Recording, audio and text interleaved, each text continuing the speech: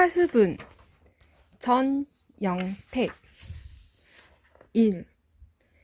첫 겨울 추운 밤은 고요히 깊어간다. 뒤뜰 창 바깥에 지나가는 사람 소리도 끊어지고 이따금 찬바람 부는 소리가 휙 우수수 하고 바깥에 춥고 쓸쓸한 것을 알리면서 사람을 위협하는 듯하다. 만준호! 호야! 호야! 길게 그리고도 힘없이 외치는 소리가 보지 않아도 추워서 수그리고 웅크리고 가는 듯한 사람이 몹시 처량하고 가엾어 보인다. 어린애들은 모두 잠들고 학교 다니는 아이들은 눈에 졸음이 잔뜩 몰려서 입으로만 소리를 내어 글을 읽는다. 나는 누워서 손만 내놓아 신문을 들고 소설을 보고 아내는 이불을 들쓰고 어린애 저고리를 짚고 있다. 누가 우나? 이라는 아내가 말하였다. 아니야요. 그 절름발이가 지나가며 무슨 소리를 짓거리면서 그러나 보아요. 공부하던 애가 말한다. 우리들은 잠시 그 소리를 들으려고 귀를 기울였으나 다시 각각 그 하던 일을 계속하여 다시 주의도 하지 아니하였다. 그러다가 우리는 모두 잠이 들어버렸다. 나는 자다가 꿈결같이 으 하는 소리를 들었다. 잠깐 잠이 반쯤 깨었으나 다시 잠들었다. 잠이 들려고 하다가 또 깜짝 놀라서 깨었다. 그리고 아내에게 물었다. 저게 누가 울지 않소? 아범이구려. 나는 벌떡 일어나서 귀를 기울였다. 과연 아범의 우는 소리다. 행랑에 있는 아범의 우는 소리다. 어찌하여 우는가? 사나이가 어찌하여 우는가? 자기 시골서 무슨 슬픈 상사의 기별을 받았나? 무슨 원통한 일을 당하였나? 나는 생각하였다. 어이 어이 느껴 우는 소리를 들으면서 아내에게 물었다. 아범이 왜 울까? 글쎄요, 왜 울까요? 2. 아범은 금년 9월에 그 아내와 어린 계집애 둘을 데리고 우리 집 행랑방에 들었다. 나이는 한 30살쯤 먹어 보이고 머리에 상투가 그냥 달라붙어 있고 키가 늘씬하고 얼굴은 기름하고 누루퉁퉁하고 눈은 좀 큰데 사람이 퍽 순하고 착해 보였다. 주인을 보면 어느 때든지 그 방에서 고달픈 몸으로 밥을 먹다가도 얼른 일어나서 허리를 굽혀 절한다. 나는 그것이 너무 미안해서 그러지 말라고 이르려고 하면서 늘 그냥 지내었다. 그 아내는 키가 자그마하고 몸이 뚱뚱하고 이마가 좁고 항상 입을 다물고 아무 말이 없다. 적은 돈은 회개할 줄은 알아도 원이나 100냥 넘는 돈은 회개할 줄을 모른다. 그리고 어멈은 날짜 회개할 줄을 모른다. 그러기에 저 낳은 아이들의 생일을 아범이 그 전날 내일이 생일이라고 일러주지 않으면 모른다고 한다. 그러나 결코 속일 줄은 모르고 무슨 일이든지 하라는 대로 하기는 하나 얼른 대답을 시원히 하지 않고 꾸물꾸물 오래 하는 것이 흠이다. 그래도 아침에는 일찍이 일어나서 기름을 발라 머리를 곱게 빗고 빨간 댕기를 들여 쪽을 찌고 나온다. 그들에게는 지금 입고 있는 단벌 홑 옷과 조그만 냄비 하나밖에 아무것도 없다. 세간도 없고 물론 입을 옷도 없고 덮을 이부 자리도 없고 밥 담아 먹을 그릇도 없고 밥 먹을 숟가락 한 개가 없다. 있는 것이라고는 보기 싫게 생긴 딸 둘과 작은 애를 없는 홑 누더기와 띠, 아범이 벌이하는 지게가 하나. 이것뿐이다. 밥은 우선 주인집에서 내어간 사발과 숟가락으로 먹고 물은 역시 주인집 어린이가 먹고 비운 가루, 우유통을 갖다가 떠먹는다. 9살 먹은 큰 계집애는 몸이 좀 뚱뚱하고 얼굴은 컴컴한데 이마는 어미 닮아서 좋고 좁고 볼은 애비 닮아서 축 늘어졌다. 그리고 이르는 말은 하나도 듣는 법이 없다. 그 어미가 아무리 욕하고 때리고 하여도 볼만 부어서 까딱 없다. 도리어 어미를 욕한다. 꼭 서서 어미 보고 눈을 부르대고 조 깍쟁이가 왜 야단이야? 하고 욕을 한다. 먹을 것이 생기면 자식 먹이고 남편 대접하고 자기는 늘 굶는 어미가 헛님 노릇이라도 하는 것을 보게 되면 저 망할 계집년이 무얼 혼자만 처먹어? 하고 욕을 한다. 다만 자기 어미나 아비의 말을 아니 들을 뿐 아니라 주인 마누라나 주인 나리가 무슨 말을 일러도 아니 듣는다. 먼데 있는 것을 가까이 오게 하려면 손수 붙들어 와야 하고 가까이 있는 것을 비키게 하려면 붙어다가 치워야 한다. 붙들어다 치워야 한다. 다음에 작은 계집애는 돌을 지나 3살 먹은 것인데 눈이 커다랗고 입술이 삐죽 나오고 걸음은 겨우 빼뚤빼뚤 걷는다. 그러나 여태 말도 도무지 못하고 새벽부터 하루 종일 붙들어 매어 끌려가는 돼지 소리 같은 크고 흉한 소리를 내어 울면서 해를 보낸다. 울지 않는 때라고는 먹는 때와 자는 때뿐이다. 그러나 먹기는 썩 잘 먹는다. 먹을 것이라고는 눈앞에 보이기만 하면 죄다 빼앗아다가 두 다리 사이에 넣고 다리와 팔로 웅크리고 응응 소리를 내면서 혼자 먹는다. 그렇게 심술사다운 큰 계집애도 다 빼앗기고 조론해서 얻어먹지 못한다. 이렇기 때문에 작은 것은 늘 어미 뒷잔등에 엎여 있다. 만일 내려놓아 버려두면 그냥 땅바닥에 벗은 몸으로 두 다리를 턱 뻗치고 묶어가는 돼지 소리로 동리가 요란하도록 냅다 지른다. 그래서 어멈은 밤낮 작은 것을 얻고 큰 것과 싸움을 하면서 얻어 먹지도 못하고 물깃고 걸레질 치고 빨래하고 서서 돌아간다. 작은 것에게는 젖을 먹이고 큰 것에 욕을 먹고 성화받고 사나이에게 웅얼웅얼하는 잔말을 듣는다. 밥 지을 쌀도 없는데 밥 안 짓는다고 욕을 한다. 그리고 아범은 밝기도 전에 지게를 지고 나갔다가 밤이 어두워서 들어오지만 하루에 2끼니를 못 끓여 먹고 대개는 벌이가 없어서 새벽에 나갔다가 오정 때나 되면 일찍 들어온다. 들어와서는 흔히 잔다. 이런 때는 온종일 그 이튿날 아침까지 굶는다. 그때마다 말없던 어멈이 옹알옹알 바가지 긁는 소리가 들린다. 어멈이 그 애들 때문에 그렇게 애쓰고 그들의 살림이 그렇게 어려운 것을 보고 나는 이따금 이렇게 생각하였다. 아내에게 말도 한다. 저 애들을 누구를 죽이나 하지? 위에 말한 것은 아범과 그 식구에 대강한 정형이다. 그러나 밤중에 그렇게 설게 운 까닭은 무엇인가? 3. 그 이튿날 아침이다. 마침 일요일이기 때문에 내게는 한가한 틈이 있어서 어멈에게서 그 내용을 들을 기회가 있었다. 지난밤에 아범이 왜 그렇게 울었나? 하는 아내의 말에 어멈의 대답은 대강 이러하였다. 제가 늘 쌀을 팔러 댕겨서 저 뒤에 쌀가게 마누라를 알지요. 그 마누라가 퍽 고맙게 굴어서 이따금 앉아서 이야기도 했어요. 때때로 그 애들을 데리고 어떻게 지내나 하고 물어요.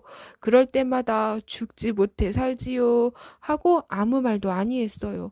그러는데 한 번은 가니까 큰 애를 누구를 주면 어떠냐고 그래요. 그래서 제가 데리고 있다가 먹이면 먹이고 죽이면 죽이고 하지. 제 새끼를 어떻게 남을 줍니까? 그리고 워낙 못생기고 아무 철이 없어서 애미나 기르다가 죽이더라도 남은 못 주어요. 남이 가져갈 게 못 됩니다. 그것을 데려가시는 댁에서는 길러 무엇합니까? 돼지면 잡아나 먹지요. 하고 저는 줄 생각도 안 했어요.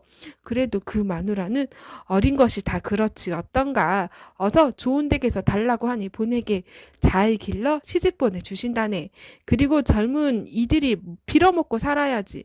애들을 다 데리고 있다가 이제 차차 날도 추워오는데 모두 한꺼번에 굶어 죽지나 말고 하시면서 여러 말로 대구 권하셔요. 말을 들으니까 그랬으면 좋을 듯도 하기에 그럼 저의 아범 보고 말을 해보지요 했지요. 그랬더니 그 마누라가 부쩍 달라붙어서 내일 그댁 마누라가 우리 집으로 오실 터이니 그 애를 데리고 오게 하셔요. 해서 저는 글쎄요 하고 돌아와서 그날 밤에 그젯밤이오시다. 그젯밤이 아니라 어제 아침이오시다. 요새 그이는 정신이 하나도 없어요. 그래, 밤에는 들어와서 반찬 없다고 밥도 안 먹이고, 곤에서 쓰러져 자길래 그런 말을 못하고, 어제 아침에야 그 이야기를 했지요. 그랬더니, 내가 하나, 인자 마음대로 하게 그려. 그러고 일어서 지게를 지고 나가 버리겠지요. 그러고는 저 혼자서 온종일 이리저리 생각을 해보았지요. 아무러나 제 자식을 남을 주고 싶지는 않지만 어떻게 합니까? 아시듯이 이제 새끼가 또 하나 생깁니다. 그려. 지금도 어려운데 어떻게 둘씩, 셋씩 기릅니까? 그래서 차마 발길이 안 나가는 것을 오정때가 되어서 데리고 갔지요. 짐승 같은 계집애는 아무런 것도 모르고 따라 나서요. 앞에 가는 것을 뒤를 보면서 생각을 하니까 어찌 마음이 안 되었어요. 하면서 어멈은 울먹울먹한다. 눈물이 핑 돈다. 그런 것을 데리고 갔더니 참말 알지 못하는 마누라님이 앉아 계셔요. 그 마누라가 이걸 호떡이라 구운 밤이라 감이라 먹을 것을 사다 주면서 나하고 우리 집에 가 살자. 이쁜 옷도 해주고 맛난 밥도 먹고 좋지. 나하고 가자. 가자. 하시니까 이것은 먹기에 미쳐서 대답도 아니하고 앉았어요. 이 말을 들을 때 나는 그 계집애가 우리 마루 끝에 서서 우리 집 어린애가 감 먹는 것을 바라보다가 내버린 감꼭지를 쳐다보면서 집어 가지고 나가던 것이 생각났다. 어멈은 다시 이야기를 이어 그래 제가 어쩌나 보려고 그럼 넌 저 마님 따라가 살련? 나는 집에 갈 터이니 했더니 저는 본체반체하고 머리를 끄덕끄덕해요. 그래도 미심해서 정말 갈 테야? 가서 울지 않을 테야? 하니까 저를 한 방 태끗 노려보더니 그래 걱정 말고 가요 하겠지요. 하도 어이가 없어서 내버리고 집으로 돌아왔지요. 그러고 돌아와서 저 혼자 가만히 생각하니까 아범이 또 무엇라고 할는지 몰라 어찌 안 되겠어요. 그래 바삐 아범이 일하러 댕기는 데를 찾아갔지요. 한번 보기나 하라려고 염춘교 다리로 남대문통으로 아무리 찾아야 있어야지요. 몇 시간을 애써 찾아댕기다가 할 수 없이 그 댁으로 도루 갔지요. 갔더니 계집애도 그 마누라도 벌써 떠나가 버렸겠지요. 그댁 마님 말씀이 저녁 6시 차에 광안지로 떠났다고 하셔요. 가시면서 보고 싶으면 설 때나 와보고 와 살려면 농사 짓고 살라고 하셨대요. 뭐 그래 하는 수가 있습니까? 그냥 돌아왔지요. 와서 아무 생각이 없어서 아범 저녁 지어줄 생각도 아니하고 공연히 밖에 나가서 왔다 갔다 돌아댕기다가 들어왔지요. 저는 눈물도 안 나요. 그러다가 밤에 아범이 들어왔길래 그 말을 했더니 아무 말도 아니하고 그렇게 통곡을 했답니다. 여북하면 제 자식을 꿈에도 보도 못하는 사람에게 주겠어요? 할 수가 없어서 그렇지요. 집에 두고 굶기는 것보다 나을까 해서 그랬지요. 아범이 본래는 저렇게는 못 살지는 않았답니다. 저희 아버지 살았을 때는 벽 100섬이나 하고 삼형제가 양평 시골서 남부럽지 않게 살았답니다. 이름들도 모두 좋지요. 맏형은 장자요. 둘째는 거부요. 아범이 셋째인데 화수분이랍니다. 그런 것이 제가 간 후부터 시아버님이 돌아가시고 그리고 맏아들이 죽고 농사 미천인 소 한 마리를 도적 맞고 하더니 차차 못살게 되기 시작해서 종래 이렇게 거지가 되었답니다.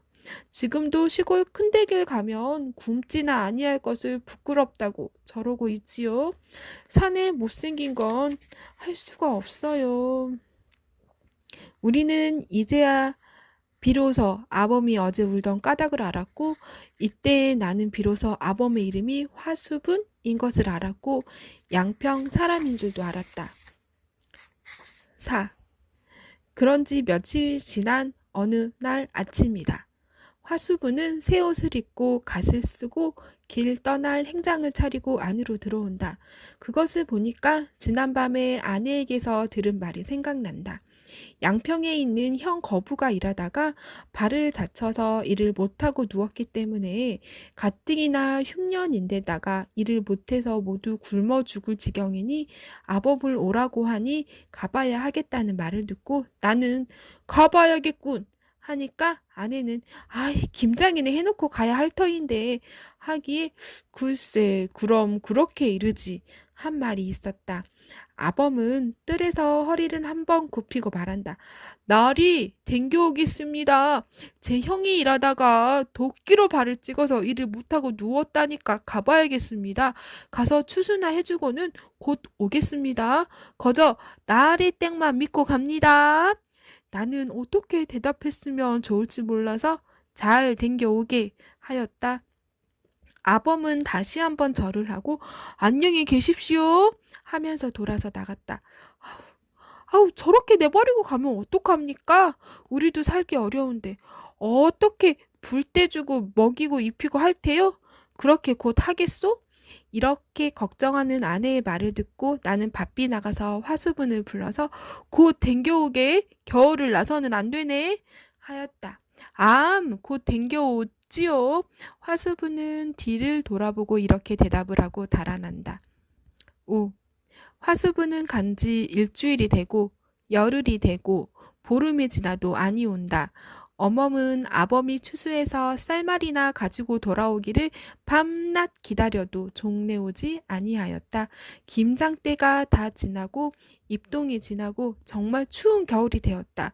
하루 저녁은 바람이 몹시 불고 그 이튿날 새벽에는 하얀 눈이 펑펑 내려 쌓였다.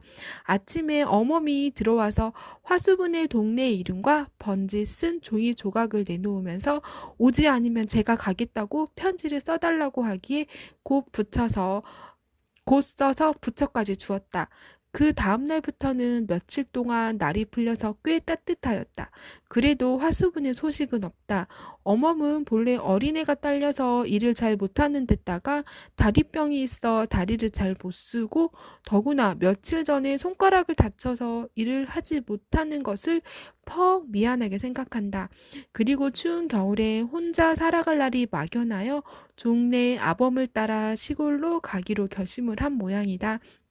아씨, 그만 시골로 가겠습니다. 몇 리나 되나? 몇 리인지 사나이들은 일찍 떠나면 하루에 간다고 해도 저는 이틀이나 겨울 갈걸요? 혼자 가겠나? 물어가면 가기야 가지요. 아내와 이런 문답이 있는 다음날 아침바람이 몹시 불고 추운 날 아침에 어멈은 어린 것을 업고 돌아볼 것도 없는 행랑방을 한번 돌아보면서 아창아창 떠나갔다. 그날 밤에도 몹시 추웠다. 우리는 문을 꼭꼭 닫고 문틀을 헝겊으로 막고 이불을 둘씩 덮고 꼭꼭 붙어서 일찍 잤다. 나는 자면서 잘 갔나? 얼어 죽지나 않았나? 하는 생각이 났다. 화수분도 가고 어멈도 하나 남은 어린 것을 업고 간 뒤에는 대문가는 깨끗해지고 시커먼 행랑방 방문은 닫혀 있었다. 그리고 우리 집에는 다시 행랑 사람도 안 들이고 식모도 아니 두었다. 그래서 몹시 추운 날 아내는 손수 어린 것을 등에 지고 이웃집의 우물에 가서 배추와 물을 씻어서 김장을 대강하였다. 아내는 혼자서 김장을 하면서 눈물을 흘리고 어마어마한 생각을 하였다. 6. 김장을 다 마친 어떤 날 추위가 풀려서 따뜻한 오후에 동대문 밖에 출가해 사는 동생 S가 오래간만에 놀러 왔다. S에게 비로소 화수분의 소식을 듣고 우리는 놀랐다. 그들은 본래 S의 시댁에서 청거에 보낸 것이다. 그 소식은 대강 이렇다. 화수분이 시골 간 후에 형 거부는 꼼짝 못하고 누워 있었기 때문에 형 대신 겸 두 사람의 일을 하다가 몸이 지쳐 몸살이 나서 넘어졌다. 열이 몹시 나서 정신없이 앓았다. 정신없이 앓으면서도 귀동이 서울서 강화 사람에게 준 큰 계집애를 부르고 늘 울었다. 귀동아, 귀동아, 어딜 갔니? 잘 있니? 그러다가는 흐득흐득 느끼면서 그렇게 먹고 싶어하는 사탕 하나를 못 사주고 연시한 게 못 사주고 하고 소리를 내어 어이어이 운다. 그럴 때 어멈의 편지가 왔다. 뒷집 기와집 찐 사댁 서방님이 읽어주는 편지 사연을 읽고 어이구 옥분아 작은 계집의 이름 옥분이 애미 하고 또 어이어이 운다. 울다가 펄떡 일어나서 서울서 낙마전에서 사입고 간 새 옷을 입고 갓을 썼다. 집안 사람들이 굳이 말리는 것을 뿌리치고 화수분은 서울을 향해서 어멈을 데리러 떠났다. 쌀임은 밖길을 나가 화수분은 나는 듯이 달아났다. 화수분은 양평서 오정이 거의 되어서 떠나서 해가 질 즈음에서 백리를 거의 와서 어떤 높은 고개를 올라섰다. 칼날 같은 바람이 뺨을 친다. 그는 고개를 숙여 앞을 내려다보다가 소나무 밑에 희끄무레한 사람의 모양을 보았다. 그곳에 곧 달려가 보았다. 가본즉 그것은 옥분과 그의 어머니다. 나무 밑 눈 위에 나뭇가지를 깔고 어린 것 업은 헌 누더기를 쓰고 한 끝으로 어린 것을 꼭 안아가지고 웅크리고 떨고 있다. 화수부는 확 달려들어 안았다. 어멈은 눈은 떴으나 말을 못한다. 화수분도 말을 못한다. 어린 것을 가운데 두고 그냥 껴안고 밤을 지낸 모양이다. 이튿날 아침에 나무 장사가 지나다가 그 고개에 젊은 남녀의 껴안은 시체와 그 가운데 아직 막 자다 깨인 어린애가 등에 따뜻한 햇볕을 받고 앉아서 시체를 툭툭 치고 있는 것을 발견하여 어린 것만 소에 싣고 갔다.